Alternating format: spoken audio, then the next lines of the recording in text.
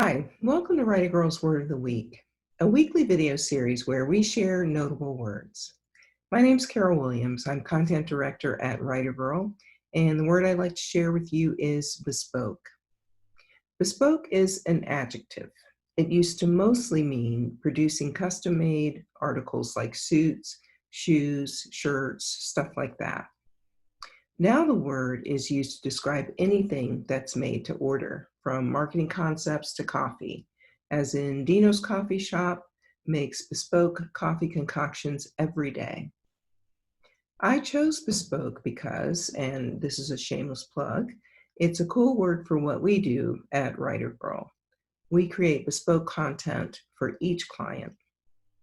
That's it for this week's installment of Word of the Week. Happy wordsmithing.